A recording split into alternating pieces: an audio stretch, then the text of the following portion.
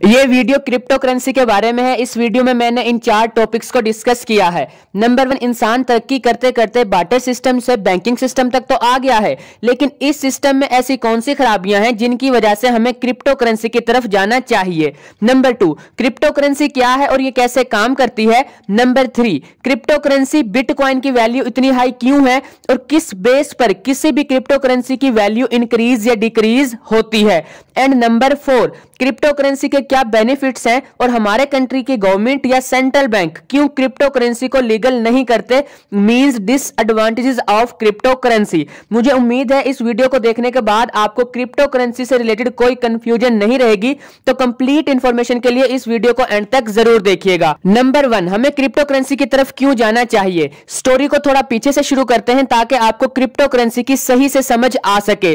पहले लोग एक चीज देते थे और बदले में जरूरत की दूसरी चीज ले लेते थे, जिसे बार्टर सिस्टम कहा जाता है। जैसे जैसे पॉपुलेशन इंक्रीज होती गई, बार्टर सिस्टम फेल हो गया, क्योंकि जरूरी नहीं है कि जिसके पास हमारी जरूरत की चीज है उसे भी वही चाहिए जो हमारे पास है, और वो भी at the same time. Anyways, barter system के बाद लोगों ने किसी कीमती चीज लाइक गोल्ड वगैरह को एज कॉमन करेंसी यूज करना शुरू कर दिया। मींस गोल्ड के जरिए ट्रेड होने लगी, लेकिन सोने को साथ साथ लिए फिरना ना तो आसान था और ना ही सेफ। इसके बाद कपड़े के नोट बनाए गए और फिर पहली दफा चाइनीज ने पेपर करेंसी यानी कि करेंसी नोट बनाए, और पेपर करेंसी का इस्तेमाल पूरी दुनिया में होने लगा। इनफैक्ट अभी तक हो रहा है।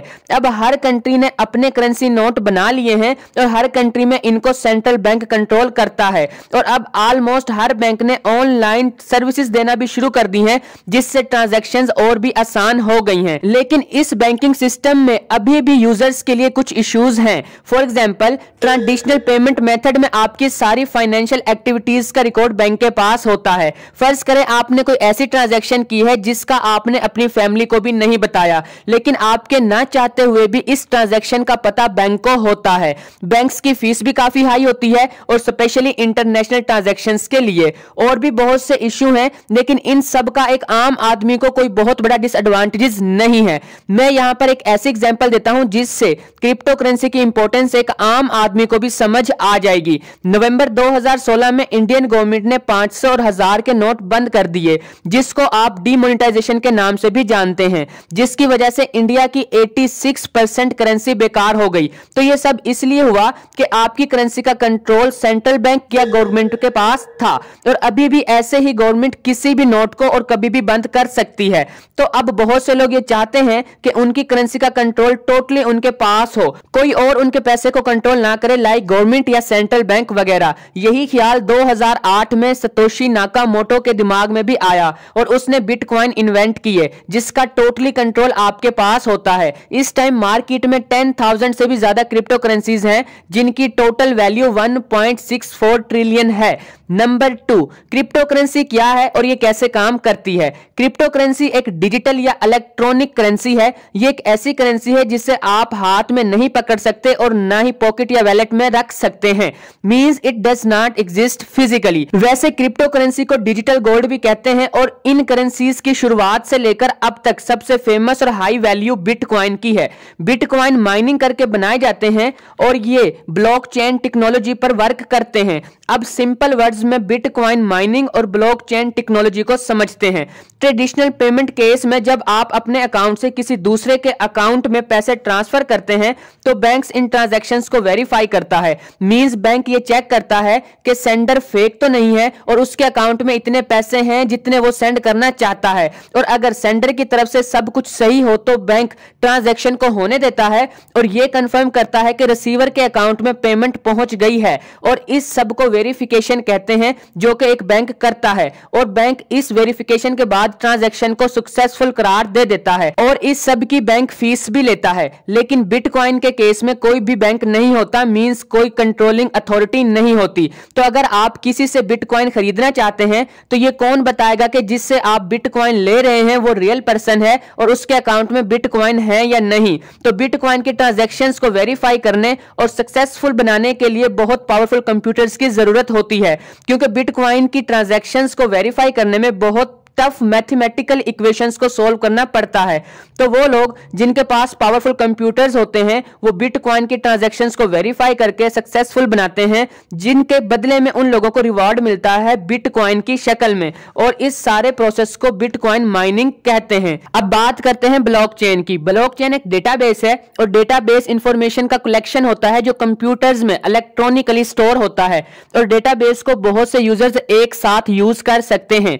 ब्लॉकचेन का पर्पस डिजिटल इंफॉर्मेशन को रिकॉर्ड और डिस्ट्रीब्यूट करने की परमिशन देना है। ये ऐसी चेन है जिसके ब्लॉक डेटा और इंफॉर्मेशन के होते हैं, और इस टेक्नोलॉजी का बिटकॉइन में बहुत इंपॉर्टेंट रोल है। ब्लॉकचेन की वजह से बिटकॉइंस के अकाउंट को हैक करना नेक्स्ट टू इम्पॉसिबल है, और ब्लॉकचेन की ही वजह से क्रिप्टो करेंसीज को बिना किसी सेंट्रल अथॉरिटी के ऑपरेट करना पॉसिबल होता है। नंबर 3, बिटकॉइन की वैल्यू इतनी हाई क्यों है और किसी भी क्रिप्टो करेंसी की वैल्यू कब हाई और कब लो होती है। इसको सही से समझाने के लिए मैं आपको एक पुराना वाकया बताता हूं। 1923 में जर्मनी ने कुछ रीजंस की वजह से बहुत ज्यादा करेंसी नोट प्रिंट कर दिए थे ताकि वो प्रॉब्लम्स को सॉल्व कर सकें, लेकिन रियलिटी में इससे जर्मनी में और प्रॉब्लम्स क्रिएट हो गई, क्योंकि बहुत ज्यादा पैसे होने की वजह से हर पर्सन के पास बहुत ज्यादा करेंसी नोट आ गए, और इससे हुआ यह कि जर्मनी में महंगाई बहुत ज्यादा हो गई। फॉर एग्जांपल के लिए मैं बता देता हूं, एक ब्रेड की प्राइस जर्मनी में जनवरी 1923 में 250 मार्क्स थी, उसकी प्राइस नवंबर 1923 में 2 लाख मिलियन तक पहुंच गई। इनफैक्ट एक नोट बनाने पर जितना खर्चा आता था वो उसकी प्राइस या वैल्यू से ज्यादा था। मींस बहुत ज्यादा नोट प्रिंट होने की वजह से उस करेंसी की वैल्यू कम हो गई। इस एग्जांपल से हमें यह बात समझ आई है कि अगर किसी करेंसी को, डजंट मैटर कि वो एक आम करेंसी है या क्रिप्टो करेंसी, बहुत ज्यादा छाप दिया जाए या बना दिया जाए तो उसकी वैल्यू डिक्रीज हो जाती है। इसका मतलब अगर किसी करेंसी की वैल्यू को हाई रखना है तो उसकी कोई लिमिट होनी चाहिए। तो बिटकॉइन को भी माइन करने की एक लिमिट है। मार्केट में 21 मिलियन से ज्यादा बिटकॉइन नहीं आ सकते, और आखिरी बिटकॉइन की माइनिंग 2140 में होगी, और जैसे जैसे दिन गुजरते जाएंगे बिटकॉइन को माइन करना मुश्किल होता जाएगा। इसी वजह से बिटकॉइन की वैल्यू इतनी हाई रहती है। वैसे किसी भी क्रिप्टो करेंसी की वैल्यू और भी बहुत से फैक्टर्स पर डिपेंड करती है। इन करेंसीज की वैल्यू बहुत फ्लक्चुएट करती है, क्योंकि क्रिप्टो करेंसीज को कोई भी अथॉरिटी कंट्रोल नहीं करती है, और ना ही ये कोई ऐसी कंपनी है कि जिसकी ज्यादा प्रोडक्ट्स सेल होंगी और ज्यादा प्रॉफिट होगा। तो ये बेसिकली ऐसे काम करती है कि जितना ज्यादा कोई क्रिप्टो करेंसी को यूज करेगा उतनी ही उसकी वैल्यू ज्यादा होगी। तो किसी भी क्रिप्टो करेंसी की वैल्यू इस बात पर भी डिपेंड करती है कि उसे कितने लोग बाई कर रहे हैं। मींस जितने ज्यादा लोग इन करेंसीज में इन्वेस्ट करते हैं या इनके थ्रू ट्रेडिंग करते हैं, इतनी ही उस करेंसी की वैल्यू इंक्रीज होती है। Number 4, benefits of crypto currency. Crypto currency के बहुत से बेनिफिट्स हैं, मैं यहां पर कुछ मेंशन कर रहा हूं। Easy transaction. क्रिप्टो करेंसी की ट्रांजैक्शंस बहुत इजी होती हैं, क्योंकि इन करेंसीज में पेमेंट डायरेक्टली एक अकाउंट से दूसरे अकाउंट में ट्रांसफर होती है, और इन लोगों के लिए क्रिप्टो करेंसी बहुत ही यूजफुल है जो किसी आउटर कंट्री से पेमेंट रिसीव करते हैं या सेंड करते हैं। Free of cost. Crypto currencies के थ्रू होने वाली ट्रांजैक्शंस फ्री ऑफ कॉस्ट होती हैं। जैसे कि मैंने इसी वीडियो में बताया था कि क्रिप्टो करेंसीज को कोई भी सेंट्रल अथॉरिटी कंट्रोल नहीं करती है, और इसीलिए हमें ट्रांजैक्शंस की कोई भी फीस पे नहीं करनी पड़ती। Safe and secure. Crypto currencies के अकाउंट बहुत सिक्योर होते हैं और इनको हैक करना तकरीबन इम्पॉसिबल होता है, और आपकी फाइनेंशियल एक्टिविटीज भी सेफ रहती हैं। अगर आप क्रिप्टो करेंसी के थ्रू लाखों और करोड़ों रुपए की भी ट्रांजैक्शंस करते हो तो इसका भी किसी को पता नहीं चलेगा। यहां तक कि सेंट्रल बैंक भी हमारी क्रिप्टो करेंसीज की ट्रांजैक्शंस का डेटा या इंफॉर्मेशन हासिल नहीं कर सकता, क्योंकि सारी क्रिप्टो करेंसीज डिसेंट्रलाइज होती हैं। Chances of profit. Crypto currency की वैल्यू इंक्रीज होती रहती है, और अगर आप क्रिप्टो करेंसी में इन्वेस्ट करें तो आपको प्रॉफिट होने के मैक्सिमम चांसेस होते हैं। सही से समझाने के लिए मैं आपको एक बिटकॉइन की एग्जांपल देता हूं। अगर आप अप्रैल 2015 में एक बिटकॉइन बाय कर लेते और अप्रैल 2021 में सेल करते तो आपको 21 लाख रुपीस का प्रॉफिट होना था सिर्फ 6 साल में, और वो भी ओनली 35,000 रुपीस की इन्वेस्टमेंट से।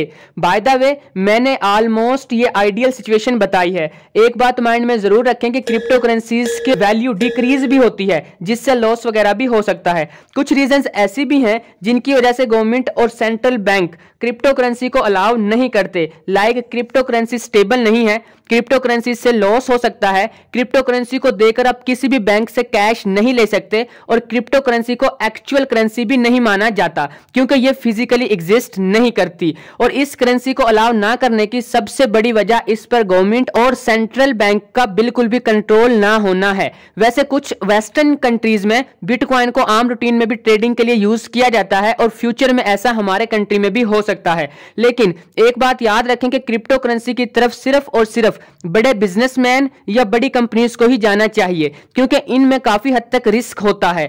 तो बिगिनर्स को चाहिए कि बिटकॉइन या दूसरी करेंसी से रिलेटेड पहले सही से इंफॉर्मेशन लें और फिर ट्रेडिंग या इन्वेस्टमेंट करें। और मेरी रिसर्च के मुताबिक आपको पहले क्रिप्टो करेंसी को ट्रेडिंग के लिए या आउटर कंट्री से मनी ट्रांसफर करने के लिए यूज करना चाहिए, और जब आपके पास एक्सपीरियंस आ जाए तो इन्वेस्टमेंट वगैरह करें ताकि आपको लॉस होने के चांसेस मिनिमम हो जाएं। आपका क्रिप्टो करेंसी के बारे में क्या ख्याल है मुझे कमेंट में जरूर बताइएगा, और आई होप कि आपको ये वीडियो यूजफुल लगी होगी। लाइक और शेयर लाजमी कीजिएगा, और इस टाइप की और वीडियोस देखने के लिए मेरे चैनल परफेक्ट इन्फो को सब्सक्राइब करके बेल आइकन को प्रेस कर लें।